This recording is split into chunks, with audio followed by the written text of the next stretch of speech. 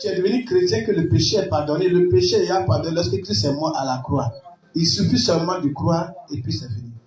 Et tu comprends, non? C'est pas lorsque tu deviens chrétien que tes péchés sont effacés. Non. Christ a pris tous ses péchés. Féticheur, marabout, exorcicien, peu importe la personne, il n'a qu'à tuer du 1er janvier jusqu'à 31 décembre. S'il dit Jésus pardonne-moi, il le pardonne. Il pardonne. La personne n'a qu'à tuer. Vous pouvez tuer. Il n'a qu'à faire des choses bizarres. Il suffit de dire Seigneur pardonne-moi et puis lui il pardonne. Donc en réalité, Dieu n'est pas venu parce que tu pêches. Il est venu te sauver toi personnellement. Le péché était supprimé par qui? Par Christ.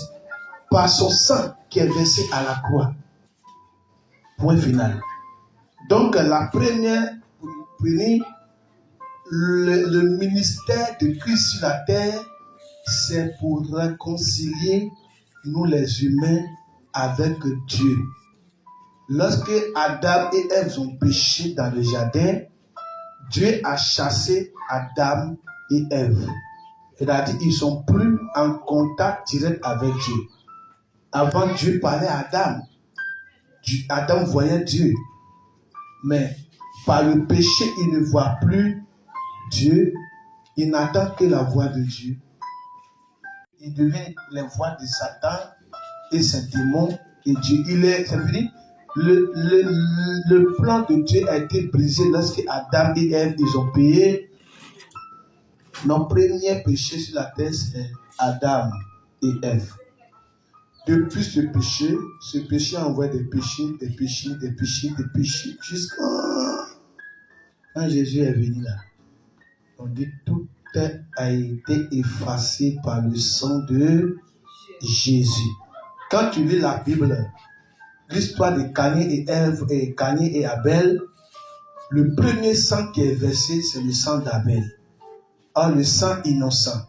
Quand on dit le sang innocent, c'est le sang qui n'a pas de péché. Amen. Or, c'est le premier Christ qui est venu, qui est Abel qui est mort. Alléluia. Caïn l'a tué. Et Dieu dit, le sang innocent est versé.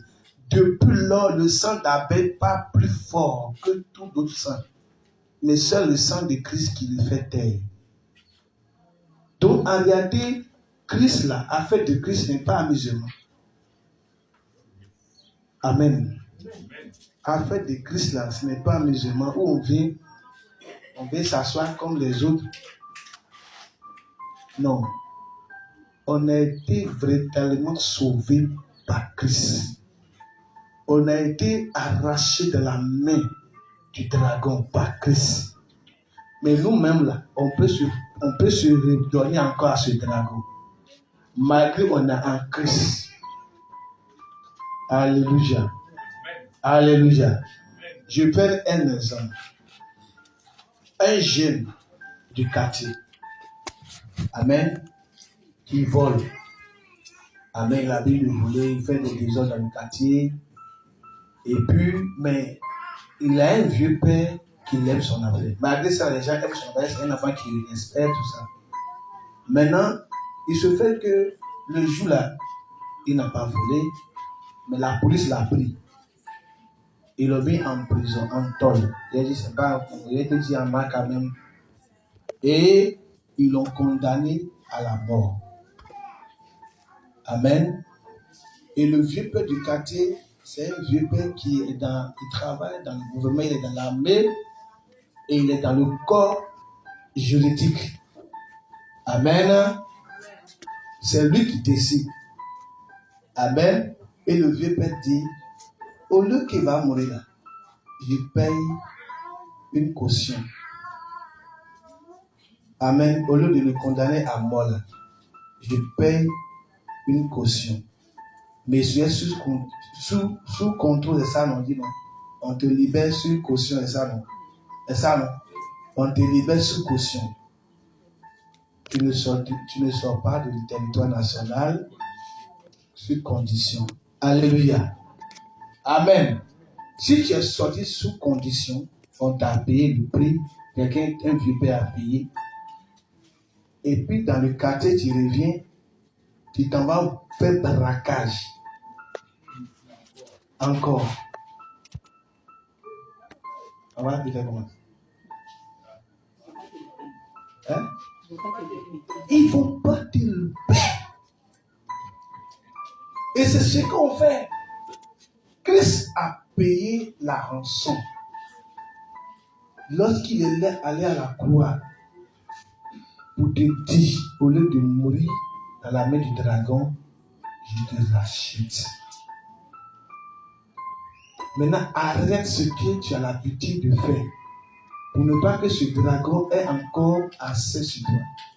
Elle était déjà sur le territoire national. Tu es sorti. Tu es encore sur le territoire. Et l'État te contrôle. L'armée te contrôle. Tes gestes sont contrôlés. Ou bien. C'est-à-dire que Christ nous a libérés. On vit avec Satan et ses démons. Il cherche toutes les méthodes, tous les moyens pour nous a. Parce que, comment se fait que lui, il t'a eu? Parce que lui, c'est qu'il a pris la tête tout entière. Satan, là, quand il le chassait sur le ciel, là, quand il est venu sur la tête, il dit, waouh, tout cela. Maintenant, je suis le patron maintenant. Et à la grande surprise, Jésus est venu.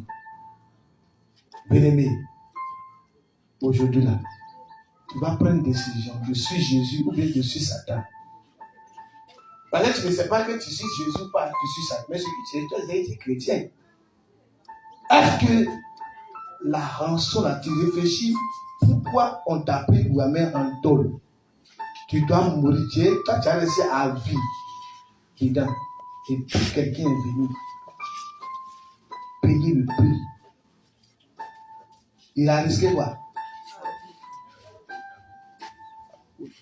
À cause de toi. Dans le quartier, les gens vont dire quoi? Le vieux là. C'est que quand ils voient les adorent au vieux là, ils sont des complices. Ou bien. C'est comme ça. Malgré nous sommes des féticheurs, Christ nous appelle. Les gens vont dire, oh, c'est faux, lui là. Oh, il a pris ton fétiche dans sa maison. Or, en réalité, Christ a changé cette personne. Tu ne vas plus voir fétiche dans sa maison. Il va plus causer, tu vas plus le voir dans cette pensée n'est plus en lui. Mais l'homme va dire quoi? On contrôle tes pas. On contrôle. Quelqu'un qui aime discussion avant, il dit, à télé, Jésus ne fait plus parler. Mais est-ce qu'on ne va pas te provoquer dans la parole? Pour que tu fais parler. Ah, vous avez dit non, ceux-là, ils ne sont pas des chrétiens. Satan sait que tu es devenu chrétien. Il sait que Christ t'a racheté dans sa main. Est-ce qu'il va te laisser? Va dessus. Il va dire quoi? Ok, tu n'aimes pas parler. On va voir. Il va créer un petit truc. Tu vas parler dessus. On te dit, là, toi, tu dis que tu es chrétien. Toi, tu vas contre ton petit. Tu es découragé, non? Tu n'es pas découragé. Donc, Christ n'est pas venu à cause des miracles. Christ a fait des miracles à des païens pour les dire qu'il a été envoyé par Dieu. Dieu opère des miracles lorsque tu doutes de son appel. Mais lorsque tu viens en Christ, c'est pour la vie éternelle. Tout à l'heure, je venais, j'avais envie d'aller à la fête. Ma femme et moi étions tout près là. Je suis retourné à la maison. Je suis allé, puisqu'on a déménagé, on est tout près là. J'arrive à la maison, j'ai fini la scène. Je m'habille pour venir là, commencer à pleuvoir. Je n'avais pas envie de venir. Je dis plus. Maintenant, quelque chose m'a dit, lève-toi, change d'habit. Donc, ce n'était pas ça que j'avais porté. Je me suis déshabillé, j'ai dit, je vais aller à la prière. Acclame Jésus-Christ de sa vie. Même si je suis mouillé, je vais aller à la prière. C'est ça même. Je me suis changé, voilà, je suis mouillé. À cause de ça, j'ai emballé mon portable, Dans sa sachet. ce que je dois donner à Dieu. Tout ça, j'ai tout emballé en sachet. J'ai mis ici et je suis arrivé. La pluie m'a mouillé. Je suis rentré. Je me suis assis et puis la pluie a cessé. Je dis encore. Donc, je ne voulais pas que je vienne à la pierre. C'est ça.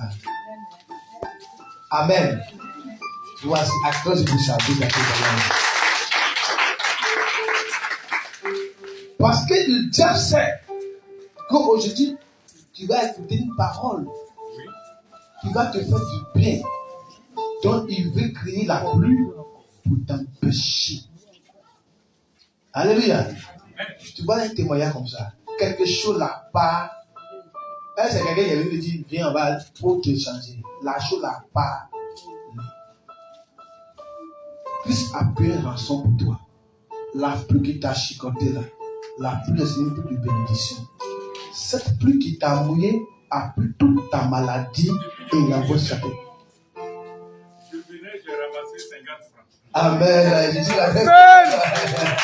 Jésus. Alléluia. Amen. Je dis la même 50 francs parce qu'il a été courant. 50 francs dans le monde spirituel, c'est beaucoup d'argent. C'est la richesse. Et ça ne va pas dire qu'il va avoir beaucoup d'argent. Il a été courageux.